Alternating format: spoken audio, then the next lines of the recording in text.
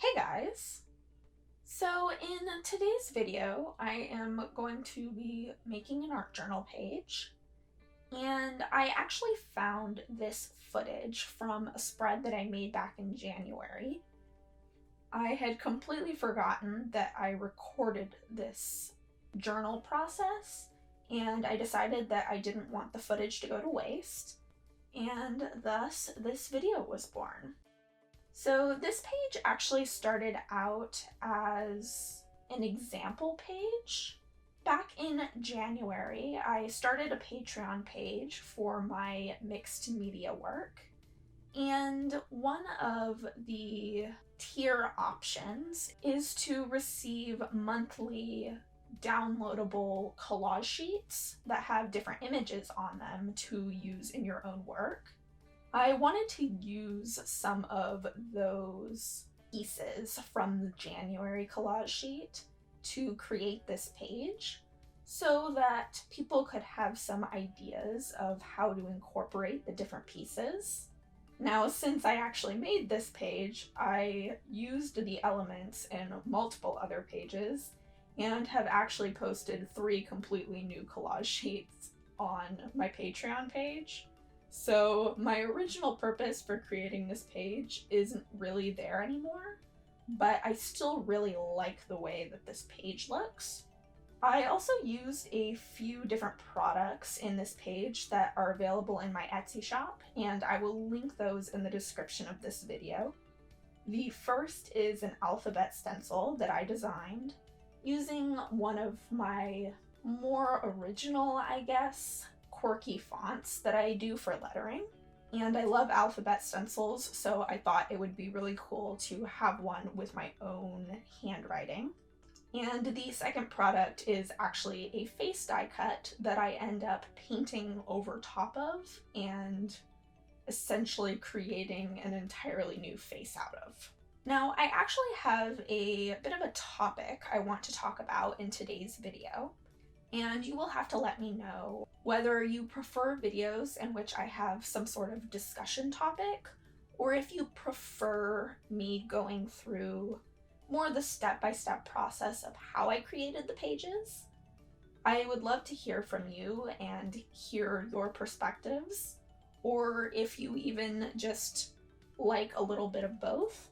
But for this video, I do have a topic of discussion, and that is the idea of experimentation in art. Now, anyone who has heard me talk about art journaling specifically for any period of time knows that I'm not very big on the idea of allowing my perfectionism to take over. For me, my art journals are a place where I can let loose and be free and try out new things without a fear of failure. And I truly believe that experimentation and trying new things is extremely important when it comes to progressing your artwork. This can obviously still apply to life in general. It doesn't just apply to art. New things are what force us forward and allow us to take steps on our path, and part of that is also failure. I think that most of us do know that failure is not only a part of life, but a part of learning. However, it is something else entirely to actually put that into practice. Knowing something and actually allowing something into your life are 2 very different prospects. With something like experimentation, there are multiple outcomes that you can have. One of these potential results is things not going exactly the way that you planned for them to. In some contexts, we can kind of construe this or interpret this as failure. In art, in my art journals especially, I try to not look at it in that way. If I have an idea for something and I want to try something new, and I'm not sure if it will work, the first thing I try not to do is have expectations in the first place. I find that if I have expectations, I'm more likely to be disappointed when things don't work out. However, if I come into things with a completely blank mind in terms of the outcome and I focus only on the process, then I'm a lot less likely to be disappointed by the results. However, I have also come to terms with the fact that sometimes things don't turn out the way that I think they will, and sometimes they turn out even better than I think they will. This particular page is an example of something working out, but there are plenty of other circumstances in which I don't like my finished pages. Something didn't turn out the way that I hoped it would, or it just needs more work until I'm satisfied. Putting ourselves into the position to potentially grow in some way is never going to be comfortable. I often like to compare this process to the idea of working out. If you are working out with the intention to build muscle, the first thing you have to do is push yourself to a point where you're uncomfortable. You don't want to push too hard, because if you do push too hard, you can hurt yourself. But if you don't push hard enough, then you're never going to gain that muscle. I like to think of art in that same way. To kind of apply this idea to art, if you push yourself too hard and you try too many new things at once, you may become discouraged. Although you are trying to grow, it can have a negative impact on the way that you view your artwork. However, there are ways that you can incorporate this idea of experimentation and putting yourself out there. You can combine that with things that are already familiar to put yourself in a place where you will grow, but you will hopefully not be discouraged as easily. This page in particular is a very good example of me doing that in my own artwork. For me, there are a few colors that I tend towards more often. I have certain palettes that I'm comfortable with and certain ones that I'm not. And sometimes I have to purposefully make a decision to try a different color or a different combination than I typically would. In this page, that is a purple, and not just a purple, but a very vibrant, bright kind of purple. I do quite often use more of a pastel lilac kind of color, or a darker, more desaturated purple. But when it comes to very bright, vibrant purples, I don't really reach for them that often.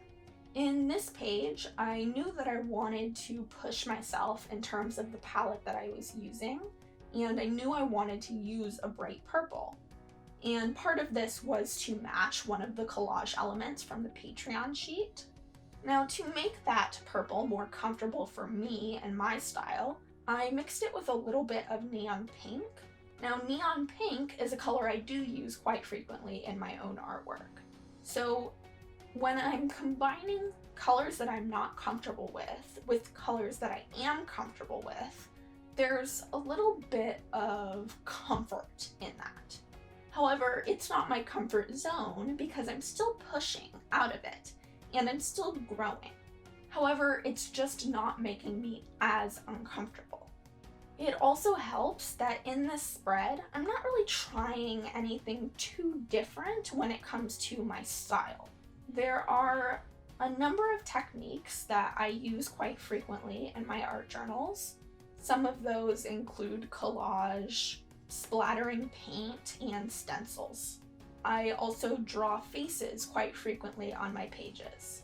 All of these kind of made their way into this spread as I was working on it, so it wasn't like it was so completely different that I didn't know what to do with it. And it allowed me to take things that might have once been scary, like this color palette, and create something that I am quite happy with. Another instance of this in my own artwork more recently is because I am so drawn to neon pink, I decided to dig out some of my other neon paints that I have in my collection. One of those was a neon yellow. Now, not only do I not typically use neon yellow in my artwork, but I don't usually use yellow at all. However, after kind of experimenting with it and playing around with it, I've incorporated neon yellow into a good number of my more recent pages. The same thing is sort of happening to me now, looking at this spread. I kind of want to use this brighter purple again. Another thing I experimented with on this page that made me quite nervous was an image transfer. Though I have done image transfers before, there's always a certain amount of nervousness that takes place in me when I do them, mostly because if you mess up, it could ruin something that you already really love. So typically if I do an image transfer, a lot of times it is one of the first layers on a page. However, I added this image transfer to this spread far after I was satisfied with it. However, there was that part of my brain that kept wondering if I would regret it if I didn't, because I had been thinking about it for so long. So I finally just told myself that it didn't matter if I messed it up. Not in the long run, because what these journals are about for me is trying new things, experimenting, and being free. And I wasn't being free when I was doubting myself and what I wanted to do with it. Creativity and art, especially for me, is all about trying new things and allowing myself to grow at a natural pace by pushing myself slowly. I know that I personally wouldn't be very satisfied with my art if I stayed in the same place for too long. And if you're kind of feeling the same way about your own artwork, I would just encourage you to try something different. Something completely different even. Use a medium that you don't use that often, a color that makes you uncomfortable. If you don't usually draw on your pages, try drawing. The worst thing that will happen is it won't turn out the way that you want it to, but you will grow from that, even if you aren't satisfied. So that's about all I have for today's video. I hope you enjoyed this little discussion. Thank you all so much for watching. You can subscribe to see more videos like this or very different from this in the future. And until next time, happy creating.